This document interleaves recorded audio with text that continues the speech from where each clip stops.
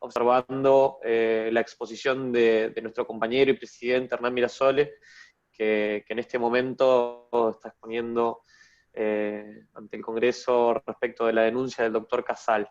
¿Sí? Así que seguramente en el transcurso vayan ingresando más compañeros que vayan saliendo de una reunión y entren en esta. Así que por eso también es que demoramos un poquito, porque ya son pasados 6 minutos. Y bueno, vinieron, les agradezco a todos los que ya están acá, que estuvieron presenciando un poco la prueba de sonido, así que desde ya muchas gracias. Bueno, para dar inicio un poco quiero aclarar que la doctora Perugino no va a poder estar con nosotros porque tuvo una superposición de agenda, así que les pido disculpas en nombre de toda la asociación, pero bueno, no va a faltar oportunidad para que nos acompañe en otra charla de este ciclo justiciar. Este ciclo tiene la finalidad de obtener herramientas nuevas para el funcionamiento de la justicia, y estamos generando documentos a partir de todas las charlas que se vinieron dando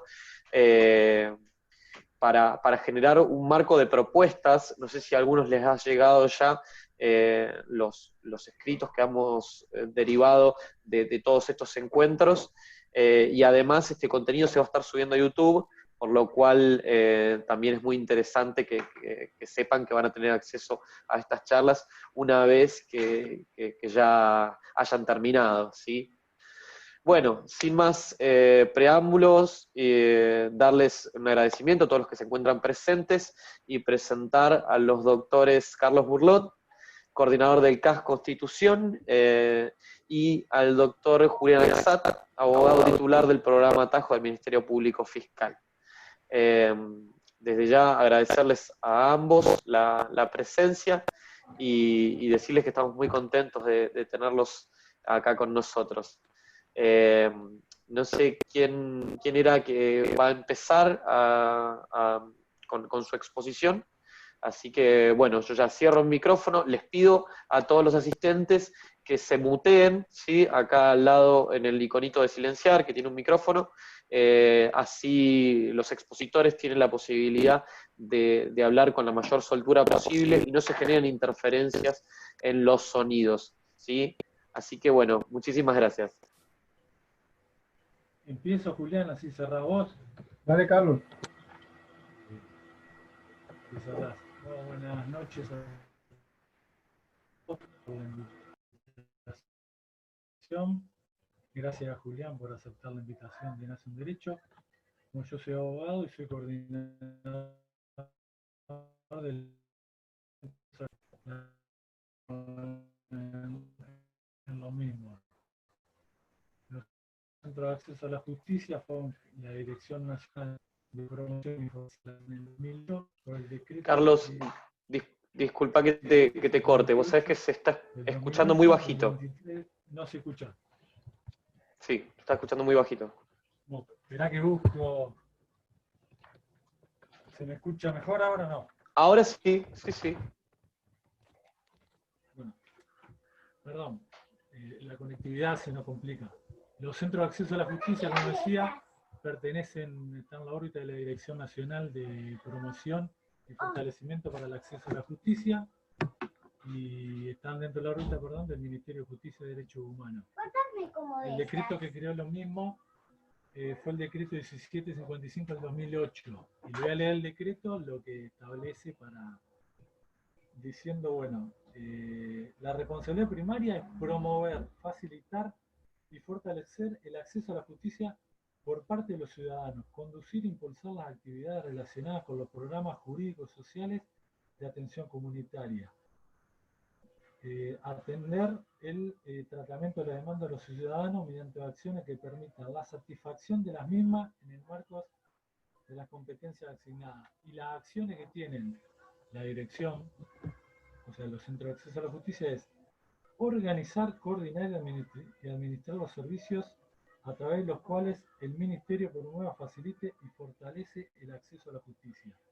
Entender en la puesta de ejecución de planes sociales de asistencia jurídica a la comunidad y los programas que la integran. Estimular la labor coordinada de los centros de asistencia jurídica, ofrecer servicios de orientación y derivación frente a problemáticas tanto jurídicas como sociales, dar respuesta a las necesidades de información y asesoramiento jurídico asistencial, promover la cooperación con los gobiernos provinciales para replicar y adaptar los servicios desarrollados en distintos lugares del país a través de convenios de cooperación. Cooperar con distintos organismos del Estado Nacional en las cuestiones relativas al acceso a la justicia, promover la cooperación con el Poder Judicial de la Nación a los fines de fortalecer el acceso a la justicia y participar en el estudio de proyectos de leyes y decretos originales. O sea, lo que quiso hacer el Estado con esta creación de la Dirección Nacional de Promoción y Fortalecimiento del Acceso a la Justicia es crear organismos o centros de atención y acercarlo a la ciudadanía, o sea, acercar el Estado a la ciudadanía, que el Estado tenga una ventanilla única para que los ciudadanos cuando vayan a hacer una consulta jurídica, social o realizar algún trámite, estos centros nosotros le demos alguna respuesta.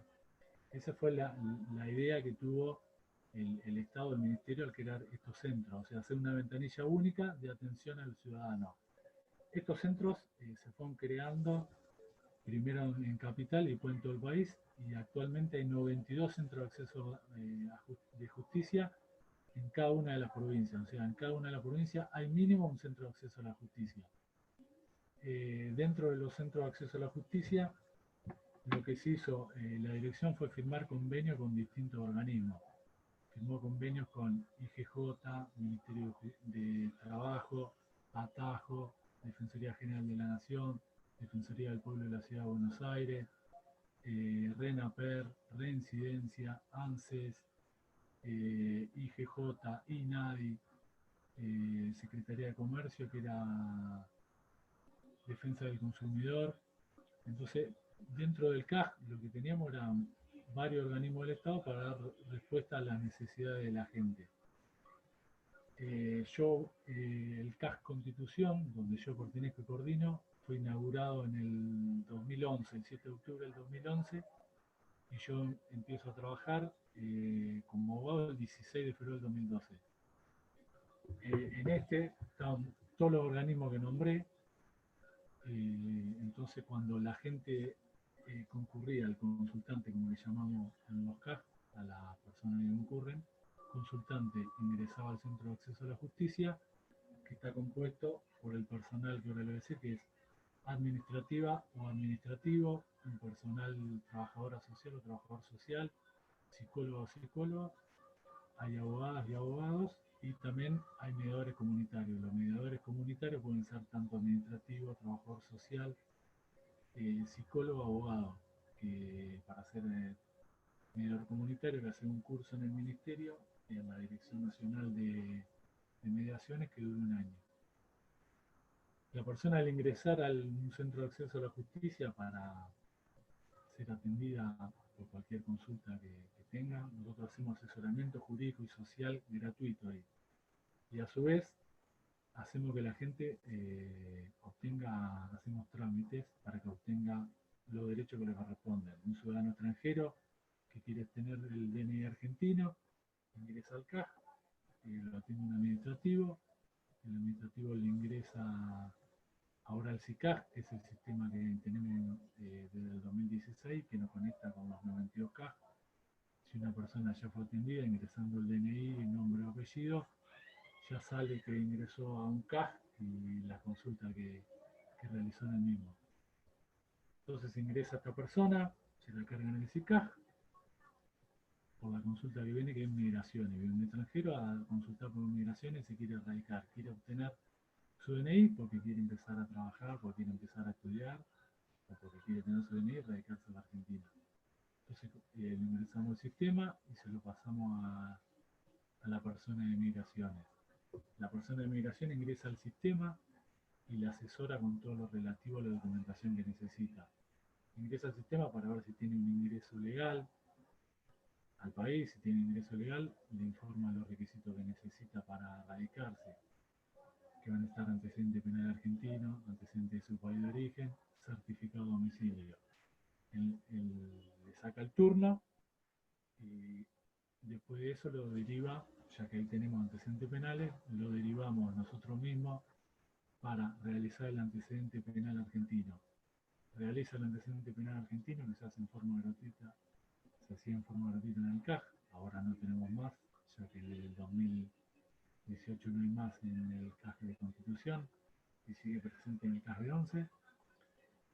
Entonces le hacíamos el antecedente penal, se le sacaba el turno, se le hacía la exhibición de pago para el antecedente penal de su país de origen, como ser de Paraguay, y se le informaba todos los requisitos que tenía que hacer. Entonces, con toda esa documentación, antes de ir al turno, volvía 10 días antes del turno, una semana, y ahí mismo le hacíamos la carta de exhibición de pago de la tasa migratoria. En caso de que no pueda pagar y no podía pagar, volvía con toda la documentación a realizar la tasa de exhibición de pago que se le hacía el trabajador social o lo administrativo, controlando que tenga toda la documentación.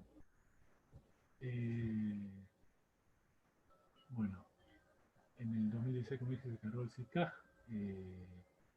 A partir del 2015, con el gobierno que fue de Macri, tuvimos varios organismos que se fueron, que fue INADI, AFIP, IGJ, Ministerio de Trabajo, y fuimos perdiendo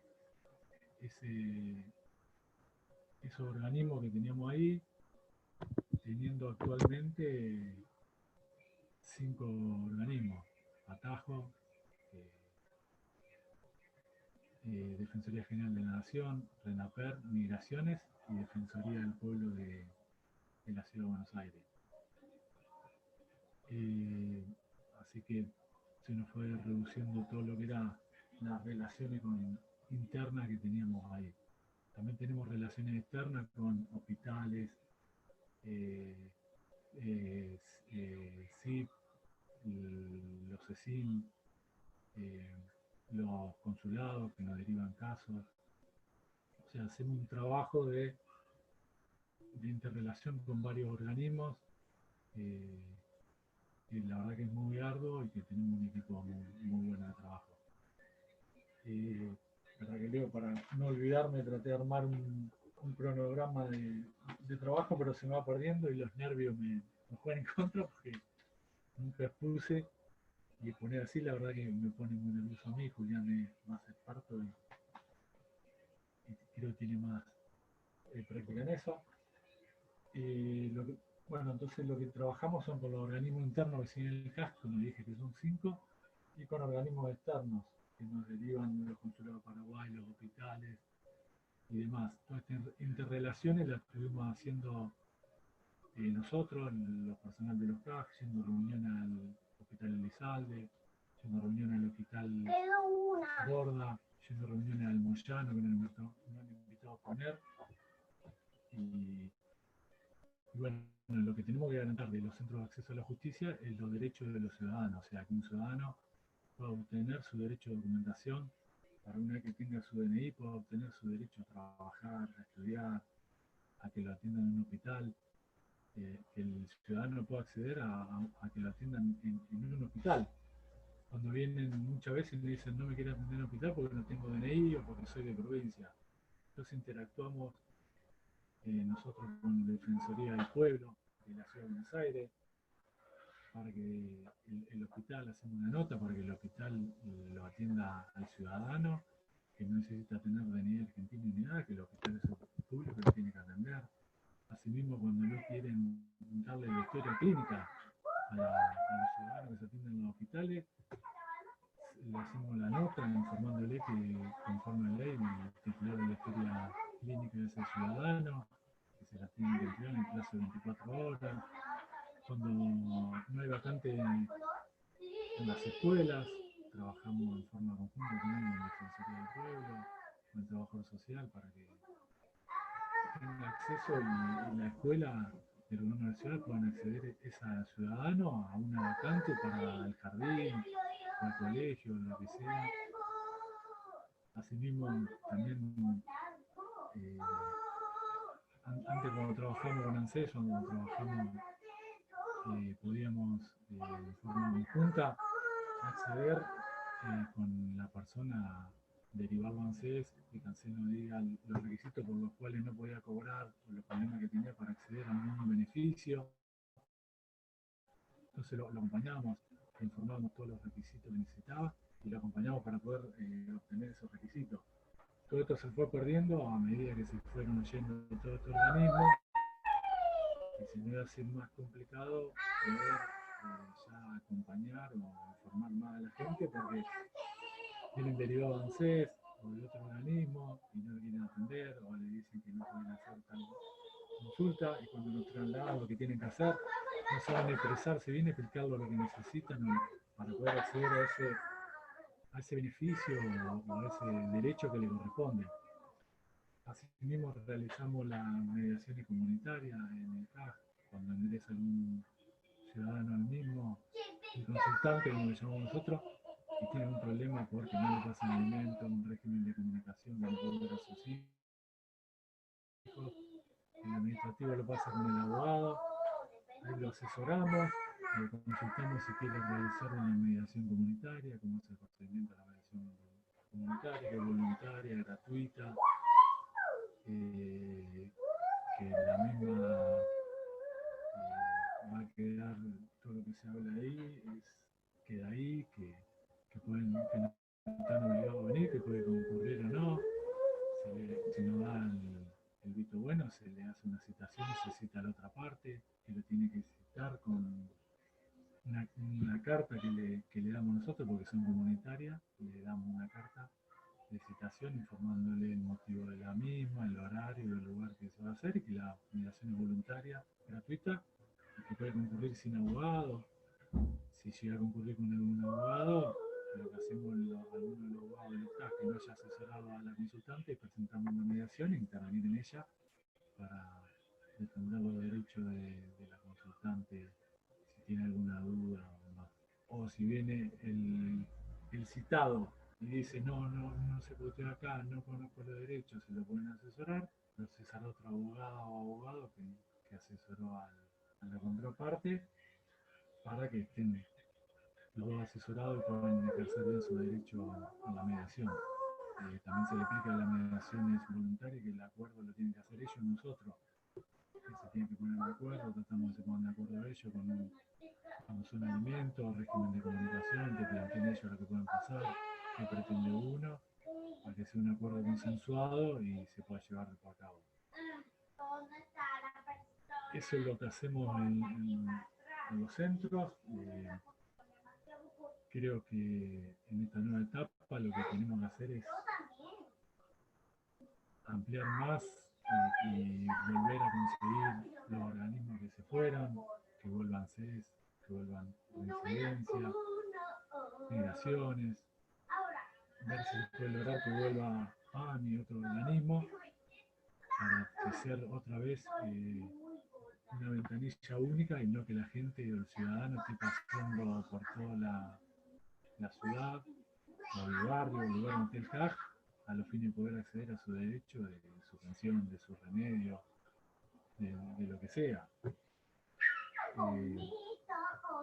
Eso es lo que hacemos en los CAJ, lo que tratamos de hacer es que la gente acceda a su derecho conforme la regla de Brasilia, que accedan como dije, a la educación, a la salud, a un beneficio provisional, a sus medicamentos y demás. Eso es lo que tratamos de hacer en los CAJ, con todos los compañeros que trabajamos acá, que están muchos, Griselda, Agustín, Natalia, la doctora Marica Pablo, la doctora Gemma Rech, y el trabajador de Cala Noelia, y sin duda los trabajadores de Renapel, Brian, Silvina, de Atajo, el gran Roberto Lorenstein, de la Defensoría General, Francisco Finger, el doctor Carlos Roldán, Martín Figueroa de la Defensoría del Pueblo, Raúl, o sea, Estela, de Migraciones, o sea, se armó un equipo de trabajo y que tratamos todo de que que la gente pueda acceder a sus derechos efectivamente, o sea, que efectivamente accedan todos los consultantes o ciudadanos que van al CAF a su derecho, como dijimos, a acceder a su DNI, acceder a que lo atiendan en un hospital, acceder a un medicamento, acceder a cualquier derecho que tenga vulnerado, y que el ciudadano se sienta vulnerado en el CAF, es lo que tratamos de hacer. Espero haber sido claro y bueno, muchos nervios y gracias.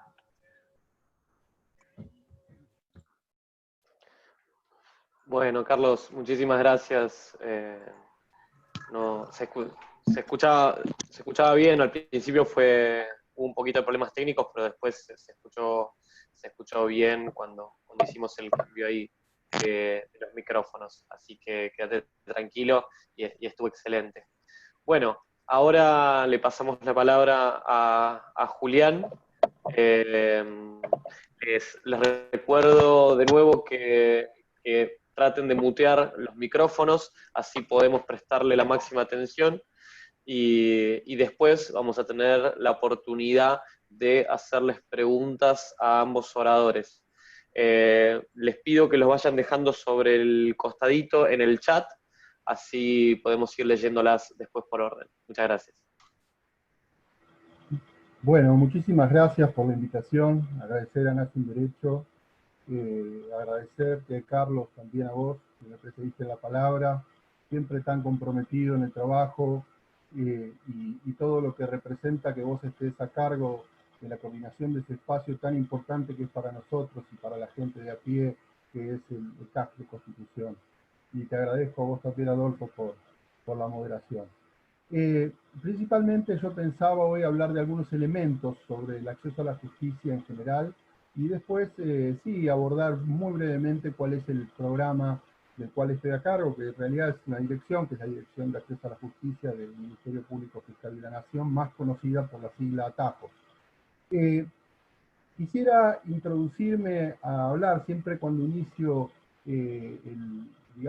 explico el fenómeno y el derecho del acceso a la justicia, siempre hablo del acceso a la justicia, el acceso, le agrego el artículo, porque yo no sé por qué durante el gobierno anterior le sacaron el artículo el y hablan de acceso a justicia. Bueno, esto me parece que no está bien, no sé por qué razón política decidieron cortar, digamos, el artículo con el cual los padres del acceso a la justicia, que son Mauro Capelletti y Brian Gart, en aquel viejo libro que ahora voy a mencionar, hablaron de el acceso a la justicia y no de acceso a justicia.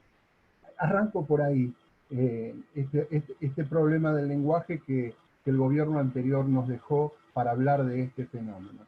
Y para hablar de esto quiero diferenciar y clasificar el acceso a la justicia como hecho y como derecho. Y para eso debo inevitablemente partir de la teoría filosófica del derecho, en particular sobre las consideraciones sobre el positivismo jurídico, sobre el fenómeno del acceso a la justicia. Aquel viejo autor de la teoría del derecho, de la ciencia del derecho, Hans Kelsen, en aquel libro llamado La teoría pura del derecho, hablaba de que en realidad el fenómeno jurídico es un fenómeno que se da puramente en la norma, que se da desde el punto de lo que él en la axiología consideraba, de la ontología considerada el deber ser, y no el ser. Es decir, los fenómenos jurídicos son puramente normativos, por lo tanto los problemas del derecho sobre la resolución de sus conflictos se resuelven a través de normas jurídicas.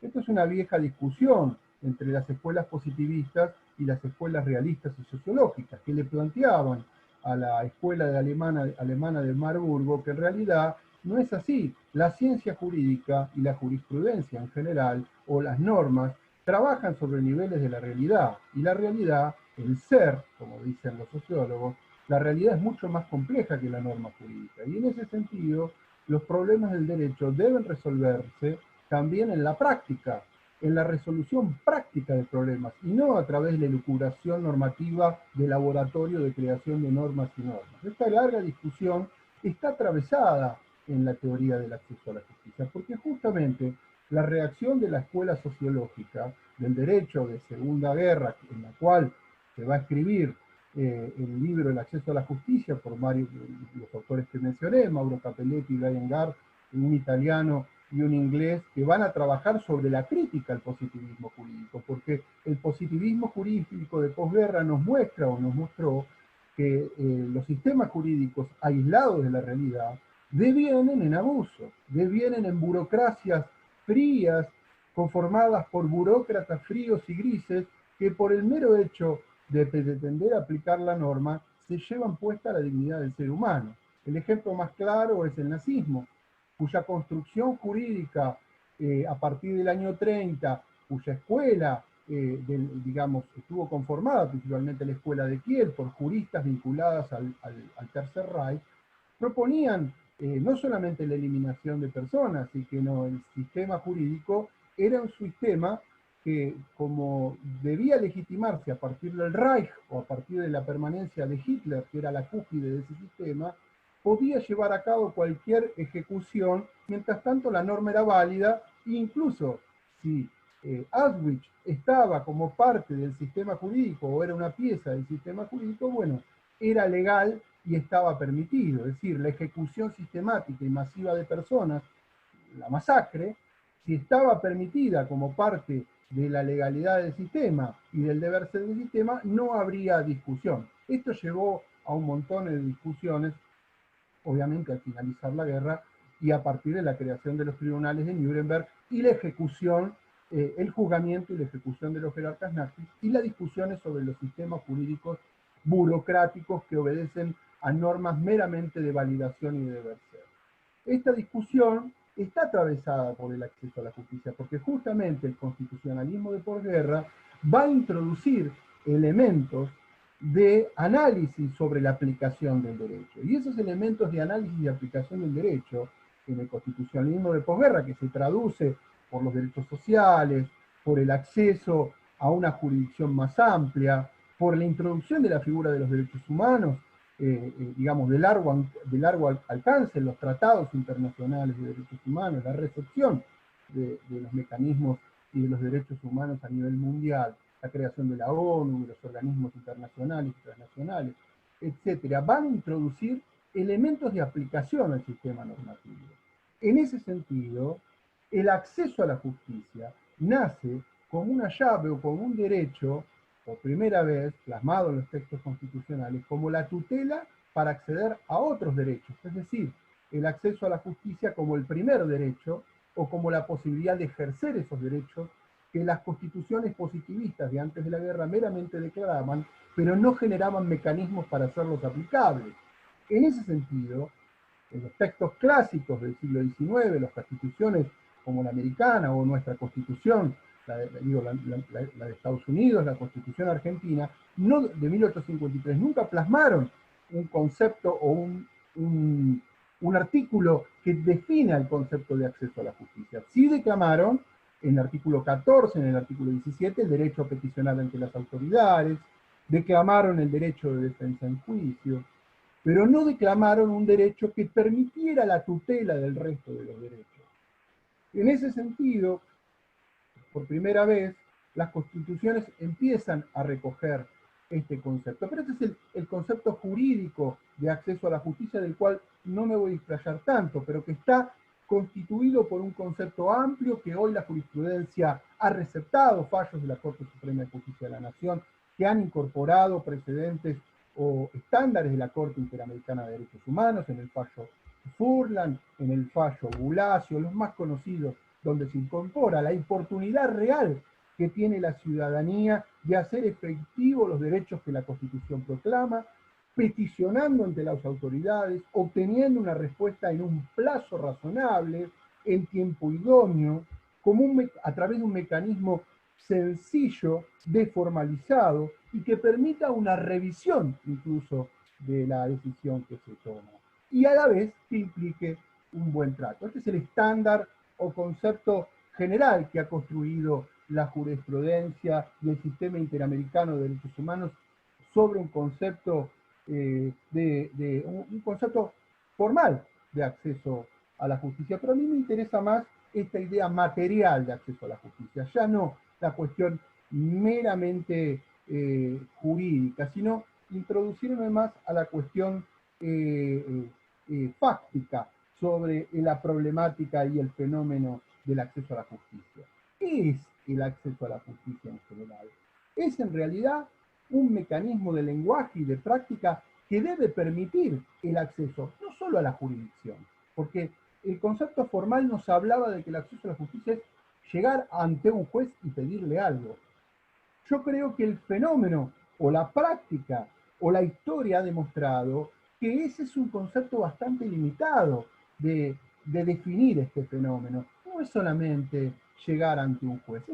Las agendas de acceso a la justicia siempre han estado, han pivoteado en torno al juez. Acceso a la justicia es a veces resolver un conflicto de tipo jurídico o cuyo sentido es jurídico para las partes, pero no necesariamente lo tiene que resolver un juez. Puede haber, o no puede haber un tercero y lo pueden resolver incluso las partes. O puede haber un tercero que no necesariamente sea un juez.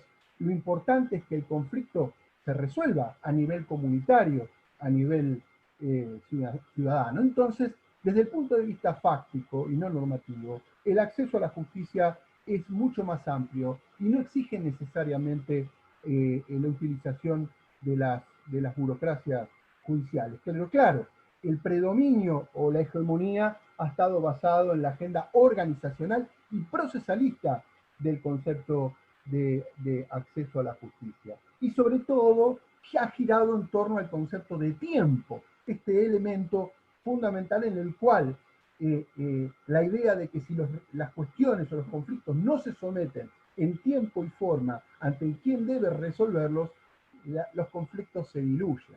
En ese sentido, el acceso a la justicia ha estado pensado como que la necesidad de dotar de celeridad a los procedimientos organizacionales en los cuales se someten los problemas. El tiempo diluye los conflictos y a la larga estamos todos muertos. En ese sentido, el elemento tiempo ha sido fundamental. El elemento de deformalización ha sido fundamental. Y el elemento de acceso a la jurisdicción, decíamos, en términos clásicos del concepto de acceso a la justicia. Capelletti y Gard escribieron en 1978 este gran libro, cuyo título es El acceso a la justicia como parte de un movimiento mundial para la efectividad del derecho. Libro escrito en el año 1978 y publicado por primera vez en la Argentina gracias a la traducción del Colegio de Abogados de La Plata en el año 1982. Paradójicamente, en plena dictadura o en el fin de la dictadura militar argentina, gracias al esfuerzo de ese entonces de un conjunto de procesalistas que vivían y que cumplían funciones en la ciudad de La Plata y que invitaron a los autores a la traducción del libro y a presentarlo en esta ciudad de La Plata. Este libro que recoge, en realidad, que por primera vez define el concepto de acceso a la justicia, le da elementos, lo define desde el punto de vista constitucional, pero también desde el punto de vista práctico y social, porque justamente lo que plantea el libro es que el fenómeno del acceso a la justicia es un fenómeno movimental. No es el Estado el que define qué es el concepto, sino las organizaciones sociales, el pueblo que le exige al Estado acceder a las declamaciones constitucionales, ejercitar los derechos, la necesidad de que existan elementos de puesta en práctica del derecho positivo. Es así como estos autores relevan, este es el famoso estudio que se lleva a cabo en la Universidad de Florencia, el proyecto florentino, que releva a través del derecho comparado la situación de varios poderes judiciales, los poderes judiciales de los países centrales y los países periféricos, con todas las problemáticas que tienen esos poderes judiciales para demostrar por qué la gente de a pie, por qué la gente más marginada, los ciudadanos que por lo general tienen mayor dificultad de acceder a la justicia, se quedan en el camino. ¿Cuáles son esos obstáculos? ¿Qué pasa? ¿Por qué gran parte de la población no litiga, no es parte de los sistemas procesales, sino que en este estudio lo que se verifica es que son siempre los mismos grupos sociales los que utilizan el sistema judicial? Y se excluye al 70% de la población que no puede acceder al sistema de administración de justicia. ¿Qué está pasando en estos poderes judiciales a los que no accede la gente? ¿Cuáles son esos obstáculos? Bueno, el libro es una gran clasificación de estos obstáculos.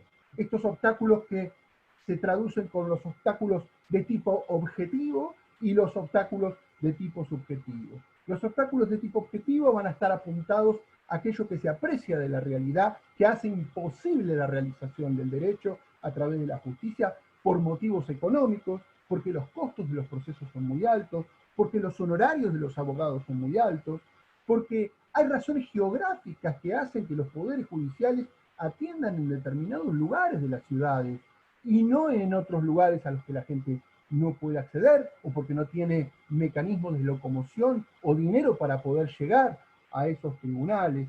Es decir, la realidad del centro y la periferia en la justicia. Y los poderes judiciales y los edificios de los poderes judiciales en el centro de las ciudades. Y no en las zonas rurales, no en los pobreríos, en los asentamientos, en las villas. Es decir, un poder judicial absolutamente urbano, central y distanciado de aquellos que no pueden llegar hasta ahí. Un poder judicial distante por arquitectura también. En tanto los espacios judiciales son laberínticos, los jueces atienden en despachos escondidos y cierran la puerta, los pasillos son laberintos en los que uno no se sabe ubicar,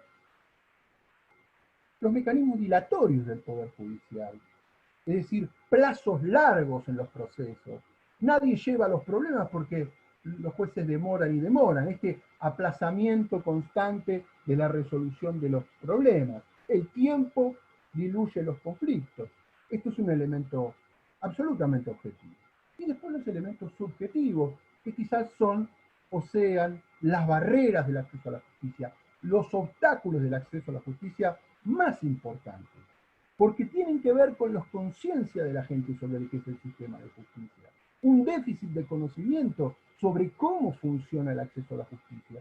Capelletti y Gard nos van a decir que la falta de educación legal, la falta de educación cívica de la población en general, hace entender que los problemas se resuelven de otra manera y no a través del sistema de administración de justicia.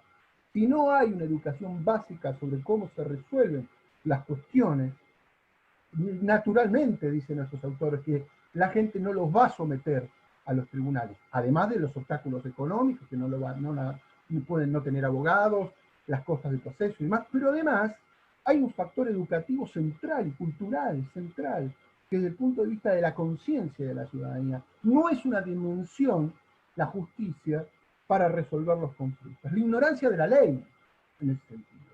La ignorancia de la ley que es críptica, compleja, opaca, y que para el ciudadano de a pie, el hombre común y corriente, el hombre silvestre, es un fárrago oscuro que no se puede entender qué dice. ¿Qué dice el Código Penal? ¿Qué dice el Código Civil? ¿Qué dicen las leyes administrativas? El derecho se presume conocido por todos. Nadie puede alegar que el derecho no puede ser conocido. En ese sentido, el derecho hace presumir que todos conocemos la ley. Sin embargo, todos no somos iguales. Hay desigualdades, diferencias, el mundo es muy complejo. Sin embargo, la ley se debe presumir conocida por todas. Bueno, esta es una de las barreras, uno de los obstáculos más grandes del derecho, que tienen que ver con el uso del lenguaje. El lenguaje tampoco es el mismo para todos. El mundo es plural, la comunidad múltiple de lenguajes, los sentidos distintos de interpretación de las cosas. En ese sentido, el derecho, los abogados, los operadores del derecho, los jueces, los funcionarios en general, hablan en latín para la gente de a pie. Hablan en un lenguaje que es muy difícil de captar. Por eso necesitan traductores. El abogado es el traductor natural de la ley. Quien baja los conceptos de la ley y los hace llanos para sus clientes, para aquellos que los contratan. Pero la ley es interpretada por los juristas. En ese sentido, el lenguaje y la opacidad del lenguaje es una de las barreras más importantes para entender y para hacer posible la accesibilidad a la justicia, la discriminación por no entender la ley, la discriminación por pertenecer a una minoría, por pertenecer a una etnia, por ser mujer, por pertenecer a una comunidad originaria, por tener una discapacidad. Es Es decir, también desde el punto de vista subjetivo están las vulnerabilidades como factor de barrera. Y el temor a la ley. Este es otro de los grandes factores de distancia del acceso a la justicia, el temor a la ley por parte de aquellos sectores que no pueden acceder. Temor reverencial en algunos momentos. Temor también lógico, porque el sistema penal, el sistema y la selectividad penal, ha sido el mecanismo muy usual, con el cual el Estado se ha dialogado con los sectores populares. El sistema penal, la cárcel, ese miedo inyectado, ha sido el único mecanismo para resolver los conflictos de muchos sectores. Entonces, naturalmente, que esos sectores no van a acceder al derecho civil, al derecho de familia, porque con el único derecho que han lidiado en el cotidiano es con el allanamiento, la comisaría, la policía, la detención por averiguación de identidad, es decir, también los usos del sistema jurídico. Un sistema jurídico que está mucho más cerca de lo penal sobre los pobres que del derecho civil, que del derecho administrativo, es decir, una utilización del derecho penal de una forma, perdón, del derecho en general de una forma y inversamente otro derecho de otra. En ese sentido, me parece importante que las barreras subjetivas basadas en el temor estén tematizadas. Los autores las tematizan. Y esto es lo que plantea el libro, que me parece central, que todo el mundo lo lea, las soluciones a estos problemas, ¿no? Las políticas públicas para atender estas barreras, para remover, el concepto que se utiliza es la remoción de las barreras de accesibilidad, la remoción de los obstáculos subjetivos y objetivos de acceso a la justicia, que no bastan, dicen Capelletti y Gap, con el mero ejercicio de peticionar a las autoridades, que no basta con la mera defensa en juicio material o técnica, que no se agota en la mera tutela de un derecho, sino que va mucho más allá y que implica la democratización de las instituciones judiciales, que implica la proximidad de los dispositivos judiciales, que implica el abaratamiento del uso de los sistemas judiciales, que implica la flexibilización de los procedimientos judiciales, la oralización de los sistemas judiciales, la empatización de los sistemas judiciales. La remoción de los obstáculos objetivos tiene que ver con la simplificación del mecanismo arquitectónico, el acercamiento de los tribunales a los barrios, a las periferias, a las zonas rurales, la creación de la extensión, el extensionismo jurídico, llevar el poder judicial, llevar el servicio de justicia ahí donde no está. La justicia próxima, para que la gente la toque, la vea, la entienda, no que te atienda solo en el centro de las ciudades. La remoción del obstáculo arquitectónico, bueno, no necesitamos edificios ornamentados, grandes palacios del siglo XIX, del clasicismo arquitectónico, no. Simples casas de justicia, simples, sencillas. ¿Por qué esa ampulosidad? ¿Por qué ese barroco? ¿Qué necesidad hay de distanciarse del pueblo en la utilización de esos ornamentos simbólicos? La remoción del obstáculo económico. Simplificar significa también permitir la ampliación de las defensorías gratuitas y públicas, hacer que los colegios de abogados brinden un servicio gratuito para los pobres, permitir que las organizaciones sindicales cuenten con su servicio jurídico para los problemas de índole laboral, llevar la justicia de paz al territorio, crear dispositivos como el CAJ, del que habló muy bien Carlos recién, digamos, los servicios de acceso a la justicia tanto de los poderes ejecutivos como de los poderes judiciales. Crear casas de justicia, insisto con esta idea, es el propio Poder Judicial el que tiene que crear su mecanismo de remoción de obstáculos. Claro, lo que pasa es que durante estos tiempos se ha creído que la reforma del acceso a la justicia es el expediente electrónico. O se ha creído que el acceso a la justicia es achicar los tribunales y desjudicializar y sacarse los conflictos de encima y que lo resuelva la mediación y la conciliación. Se ha creído durante estos tiempos que tecnologizar todo el sistema judicial, cosa de apretar un botón y que la inteligencia artificial produzca sentencias, Eso es acceso a la justicia. Está muy distorsionada la idea sobre acceso a la justicia que tiene la derecha. Y lo digo en estos términos. La derecha judicial sigue pensando que la accesibilidad a la justicia tiene que ver con un expediente electrónico, con una forma de gestionar actancialmente las velocidades de los expedientes, de poner un empleado acá, otro allá, como si fuera un McDonald's, un juzgado.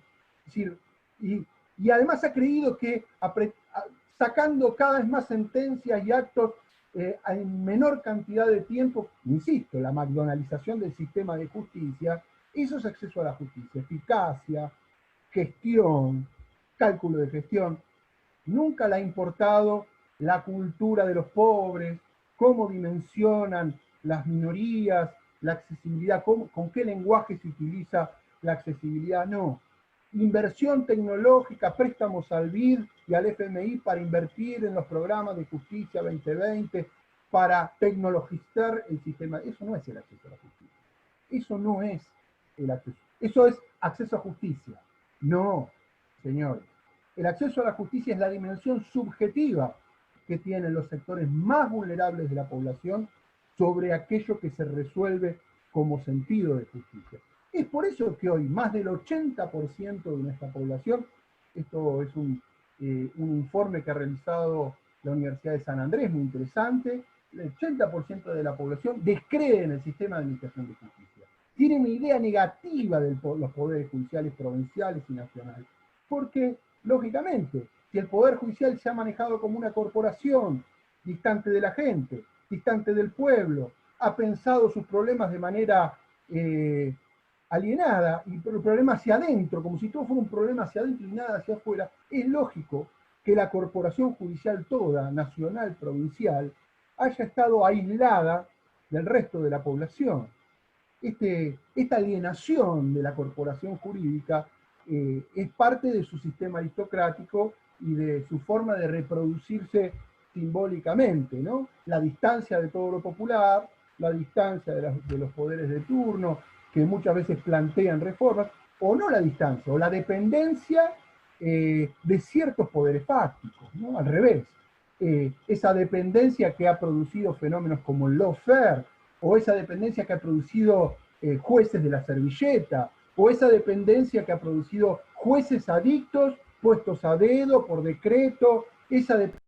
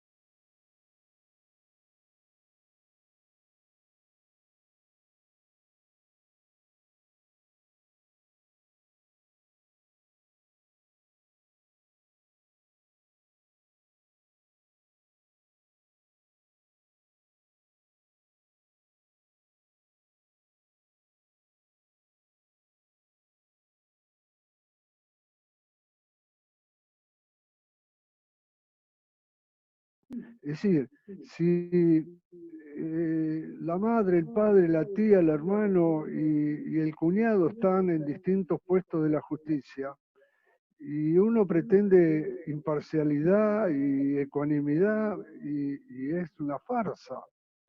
Es decir, yo hace muy poco tiempo conocí un fiscal que tenía 4 familiares, no un fiscal, un juez de cámara, disculpen, que tenía 4 familiares. Y bueno, y así se repite esto, ¿no? De tal manera que no quiero insistir mucho, porque todos los que estamos acá sabemos de qué hablo, pero no lo minimicemos, porque yo creo que si nosotros pudiéramos democratizar ese aspecto, que habría que recurrir a la ley que se aprobó en épocas de Cristina, que la boicotearon totalmente en cuanto al acceso de las personas a los tribunales, a la justicia, ¿sí? Al acceso judicial, sería un comienzo. Nada más que quiero decir esto.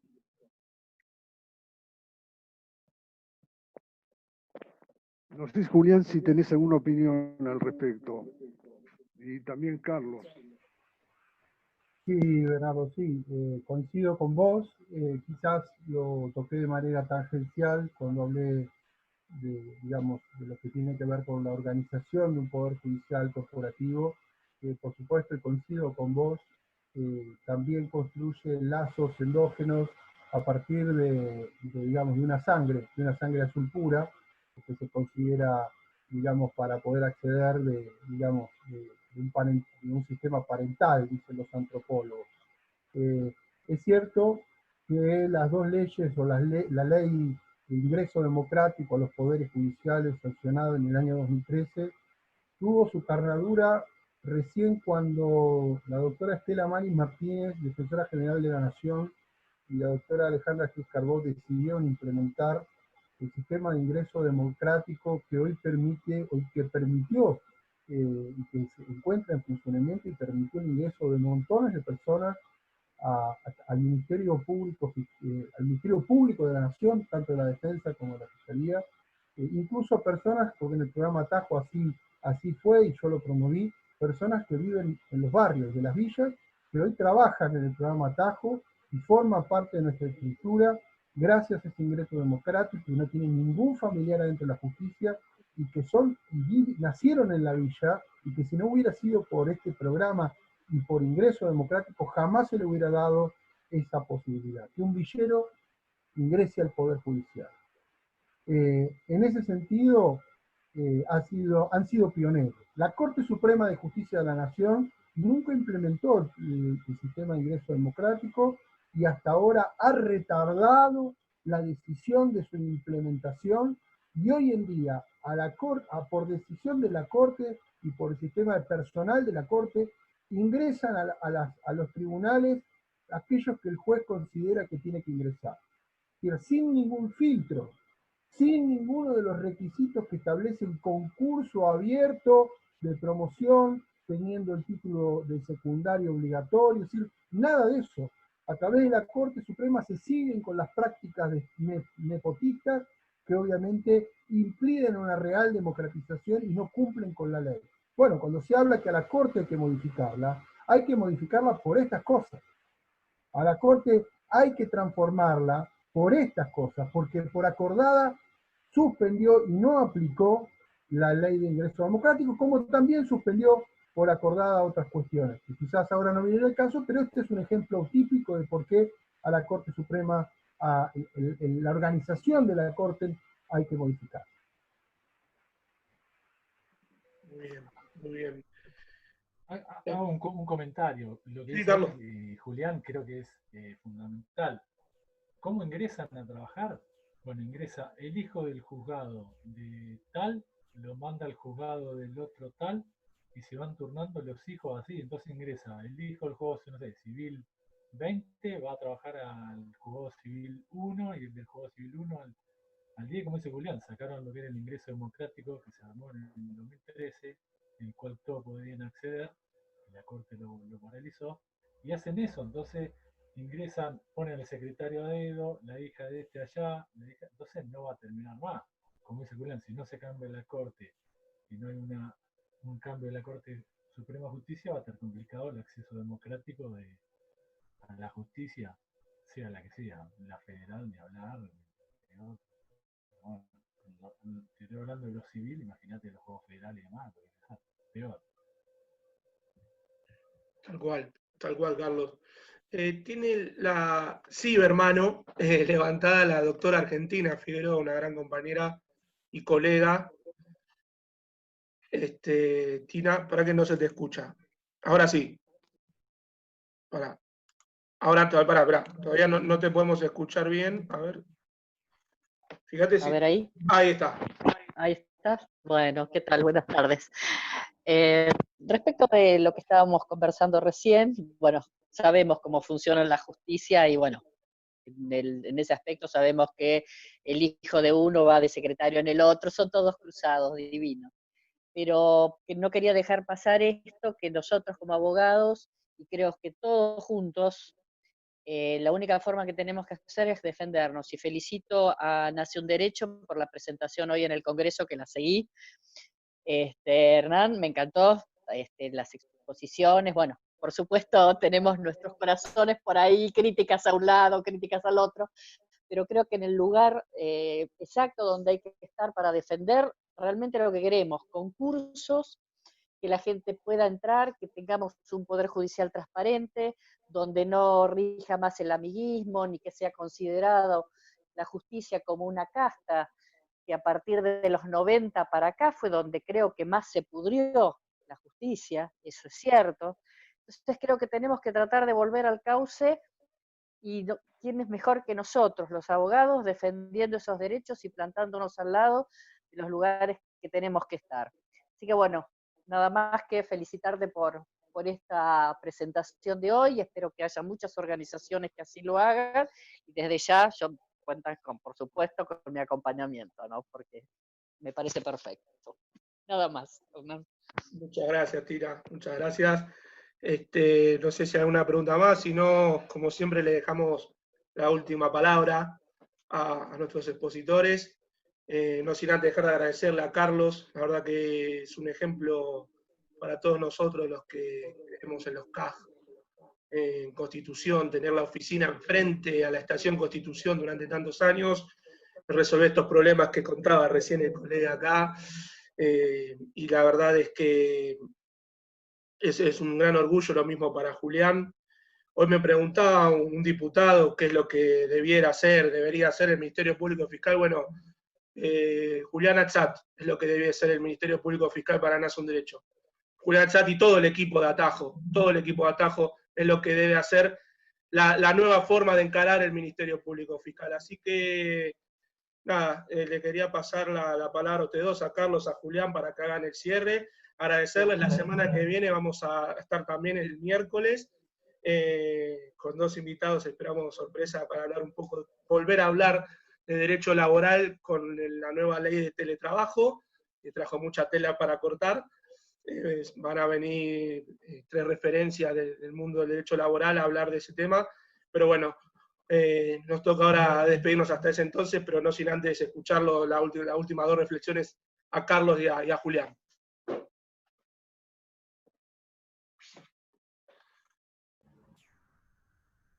Bueno, Yo nada, agradecerle a todos y a Julián. gracias Hernán, gracias a Nación Derecho de nuevo. Solamente decir que el tema del acceso a la justicia es un tema central en términos de reforma del sistema de justicia. Hace muy pocos días se ha anunciado una reforma que yo la llamo la reforma por arriba, pero falta la reforma por abajo. La reforma por arriba está muy bien, yo estoy de acuerdo en mucho de lo que se planteó.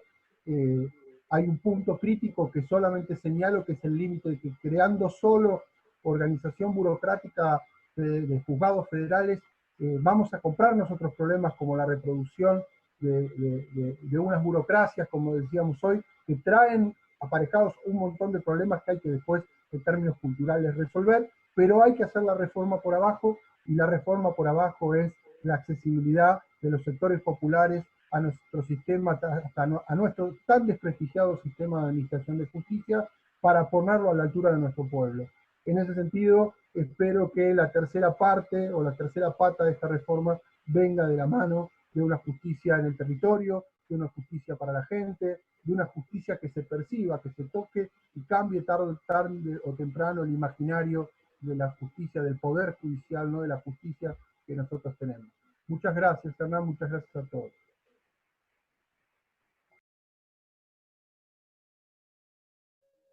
No, bueno, yo gracias por la invitación, gracias Julián por la exposición que fue excelente, un placer escucharte siempre Julián y lo mismo que Julián, a ver, que haya una justicia para los ciudadanos de abajo, que se crean más atajos, que la justicia se descentralice, que sería buenísimo que los juzgados se acerquen a los barrios, a los ciudadanos, a los más vulnerables.